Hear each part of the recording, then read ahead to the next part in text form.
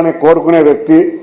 మా నాయకుడికి ఒకటే తెలుసు, జగన్ రెడ్డి నీకు వైలెన్స్ కావాలనుకుంటే మా నాయకుడు సైలెన్స్ కావాలి, రాష్ట్రం ప్రశాంతంగా ఉండాలి, పెట్టుబడులు రావాలి, రాష్ట్రం అభివృద్ధిలో ముందుకు దూసుకెళ్ళాలి.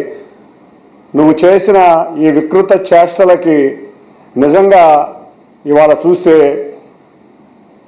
ఎంతోమంది వ్యక్తులు దీంట్లో కులాన్ని తీసుకురావటం, ఇటువంటి రకరకాల పరిణామాలు తీసుకురావటం, ఎక్కడెక్కడో దూరంగా ఉన్న వ్యక్తులందరినీ దీనికి ఆపాదించడం, దీన్ని ఒక వక్ర భాష వైపు తీసుకెళ్దామని మీరు అనుకుంటున్నారు. నిజంగా చెప్తున్నాం, ఇవాళ చూస్తే మీ డ్రామాలో కొత్త డ్రామా. ఆ రోజు బాబాయిని హత్య చేసి ఎదుటోడి విధంగా ఏ విధంగా చెప్పాలనుకున్నారో, చంద్రబాబు నాయుడు గారు మీరు చేయాలనుకుంటున్నారో, అదేవిధంగా నిన్న విజయవాడలో జరిగిన ఒక సంఘటన తీరా చూస్తే మా పార్టీ నాయకులు శాంతియుతంగా ప్రశాంతంగా ధర్నా జరగడానికి వెళితే వాళ్ళని రెచ్చగొట్టి మా మహిళా కార్యకర్తలు కూడా గాయపడే విధంగా రాళ్లు విసిరి ధర్నా చేసిన వాళ్ళని రెచ్చగొట్టడం. ఆ రెచ్చగొట్టిన దాంట్లో కూడా మనం చూస్తే కొత్త డ్రామా ఏంటంటే, తమ ఇళ్లను తమే కూడా అక్కడ ఉన్నవాళ్ళు చెప్తున్న సమాచారం ప్రకారం అక్కడ వేసింది తమ ఇళ్ల మీద తమే తగలబెట్టుకుని ఒక సానుభూతి పొందే విధంగా అక్కడ ఉన్న నాయకుడు పేరు చెప్పడానికి కూడా ఇష్టపడలేకపోతున్నాం. ఆ నాయకుడు జగన్ రెడ్డి డైరెక్షన్ ద్వారా కొత్త పొంత తొక్కుతున్నారు. ఇవాళ చూస్తే నిజంగా మొన్నటి నుంచి చూస్తే వైసీపీ నాయకులు కాపు నాయకులను ఏదో ఎగదోళాలని చూస్తున్నారు. మేమందరం కూడా అన్నదమ్ములు లేక ఉంటున్నాం. ముఖ్యంగా విజయవాడ నగరంలో చూస్తే గౌరవ వంగవీటి మోహన్ రంగా గారిని మేమందరం కూడా కాపు నాయకుడిగా కాదు, బడుగు బలహీన వర్గాల నాయకులుగా చూసుకుంటాం. ఆ వ్యక్తిగా ఆయన చనిపోయిన సమయంలో ఎవరైతే హత్యా రాజకీయాలు రక్తశక్తమైన చరిత్ర కలిగిన విజయవాడ నాయకులు ఇవాళ చూస్తే ఎవరి చుట్టూ ఉన్నారో మనందరికీ తెలుసు. ఆ రోజు నీ తండ్రి రాజశేఖర్ రెడ్డి ఆ రోజు రంగా గారిని ఎదగనీయకుండా ఏ విధంగా చేశారో, ఇవాళ ఆయన చుట్టూ తిరిగి ఎవరైతే రంగా గారి హత్యలో ప్రధాన ముద్దాయిలుగా ఉన్నారో వాళ్ళందరూ కూడా ఇవాళ వైఎస్ఆర్సీపీలో ఒక ఆకు రౌడీల్లాగా, జిల్లా అధ్యక్షుల్లాగా ఇవాళ విజయవాడ నగరంలో తిరుగుతున్నారు.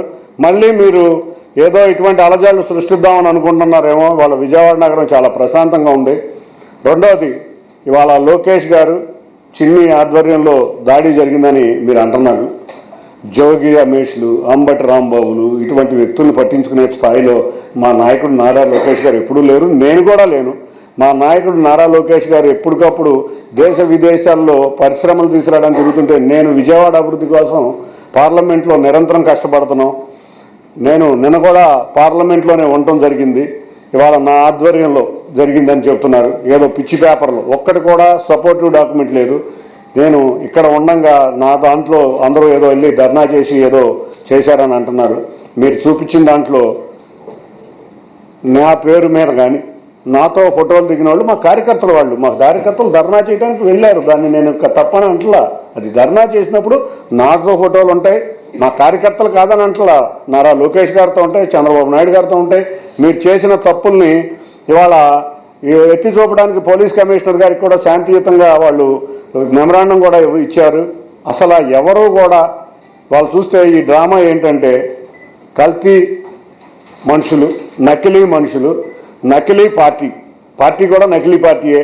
ఏ రోజు వైఎస్ఆర్ తెలుగుదేశం పుట్టుక నుంచి నికార్సుగా పుట్టిన 1982లో గౌరవ మాజీ ముఖ్యమంత్రి నందమూరి తారక రామారావు గారు చేతుల మీదుగా ప్రారంభమైన తెలుగుదేశానికి నకిలీ లేదు.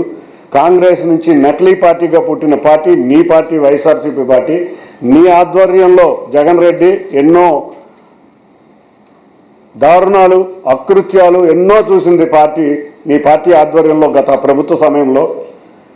మరి ఈ జోగి రమేష్కి ఇవాళ చాలా ఆశ్చర్యంగా, చాలా అమాయకుడిలాగా నటిస్తున్నావు. నువ్వేమన్నా గౌతు లచ్చన్న గారి లాగా బడుగు బలహీన వర్గాలకు పోరాటం చేసిన నాయకుడివా?